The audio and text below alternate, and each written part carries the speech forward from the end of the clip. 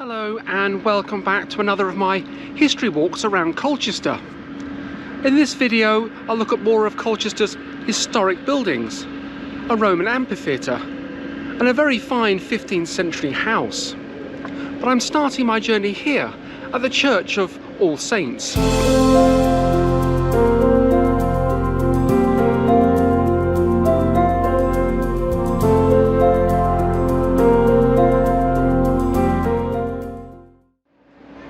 The Church of All Saints is one of Colchester's oldest, and there's evidence from archaeological excavations that there was a Saxon church here long before this church was built. But I've been looking through the archives, and I found some scandal in this church. Excellent! 2 naughty vicars. William Robin was immersed, or punished with a fine, in 1375 for assault. Nice chap. And William Brown was fined in 1484 for obstructing the highway. Don't you love scandal in the church? The church closed for worship in 1957, and today the church is the town's Natural History Museum.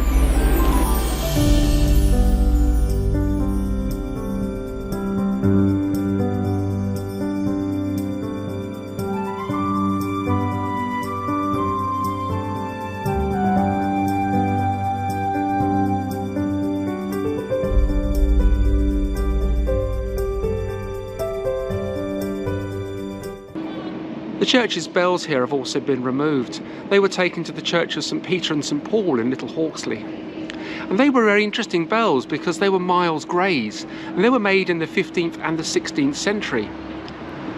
The church tower looks a little empty without its bells, but it's nice to know that a piece of Colchester's history, the Miles Gray's bells, are still ringing out across Little Hawksley today.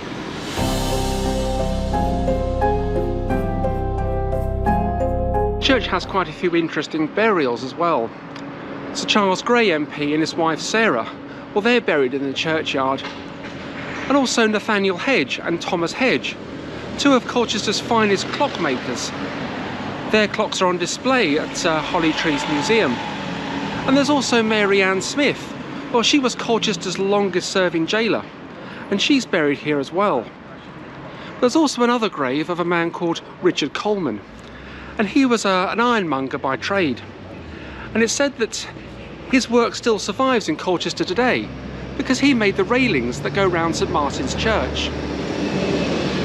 We don't know too much about him or his wife, a lady called Sarah Barnard Fulcher, but if her portrait is anything to go by, she was quite an elegant lady.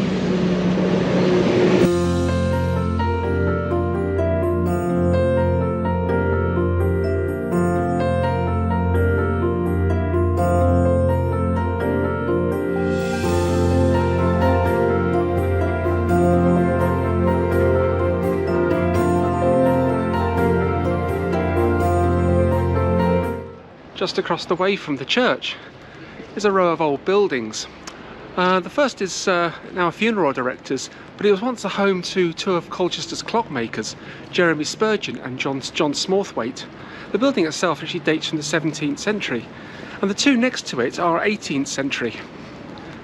The building on the end, now what do you call it, a china shop, used to be a cafe in the 1930s and the 1950s. Just behind those shops is a little roadway which leads up to Colchester's castle. And on the left is the Claudius Gateway. It's a cafe and museum which houses under the floor the remains of the arcade that used to run around the outside of the Temple of Claudius. Visitors can look through the glass floor at the ruins underneath, and it's well worth a visit if you're in the area.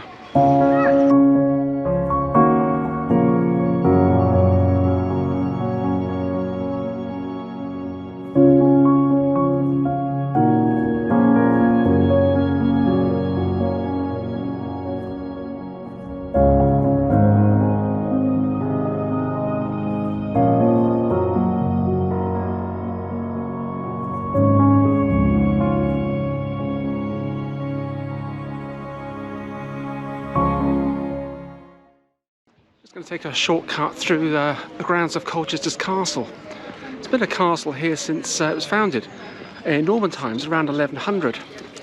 But I wonder if all the people who walk around the castle today actually look up and see the Norman soldier on the roof. It's actually a weather vane that was put there back in 1985. Colchester Castle is a museum today, and it tells the story of Colchester and all the archaeological finds that have been found within the town. It really is quite an exciting museum and well worth a visit if you're in the area. However, just up here is another long forgotten piece of Colchester's history. The tree behind me marks the spot where a First World War tank used to stand. The tank arrived on the 1st of January 1920 and was sold for scrap in 1934. It was sold for the sum of £7.10. The tank itself had historical significance because it had red, white and blue markings on it, and this indicated that it had served in France. The tank was also fitted with an unditching beam. This would help the tank get out of trouble if it got stuck in mud. But the unditching beam, although it seemed like a good idea, was always deployed by hand, and this involved the tank crew getting out of the tank to actually release the beam to go under the tracks. If this was done in the heat of battle, yeah, exactly. Probably not the best thought out idea to put on a tank. The other feature in Castle Park that people tend to walk past every day without really giving it any thought or notice is the old Roman drain.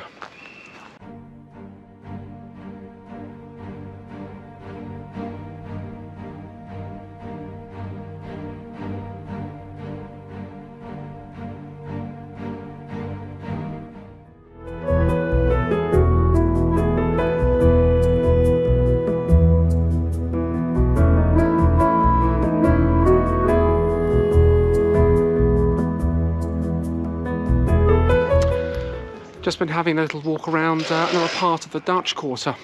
Some of the houses around here really are rather interesting. But I've stumbled upon St Helens Chapel. There's been a chapel here since, or a church here since Saxon times. But the current church is a Victorian rebuild, built back in 1886. The church is no longer open for regular Christian worship, but it's now home to the Greek Orthodox Church. And they do have a thriving congregation or community here in Colchester. Just taking a little walk up Maidenbower Street. And up here on the right hand side is some of the ruins to the Roman Amphitheatre that used to be in Colchester.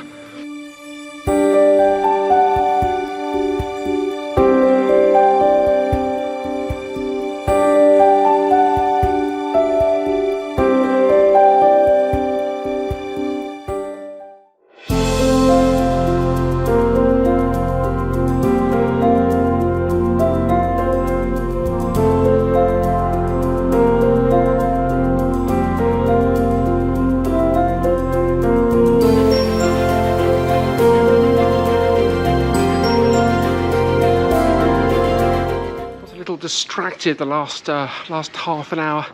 Been wandering around a little more of the Dutch Quarter, looking at the architecture and some of the little back streets and the side alleys.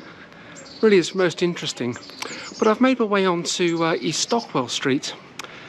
I visited West Stockwell Street in an earlier video, but this is East Stockwell Street, which runs parallel. It's called East Stockwell Street today, but back in the 14th century it was Calais Street. In 1692 it changed its name to Bear Lane, and in 1748 it was St Martin's Lane. But since 1841 it's been called East Stockwell Street.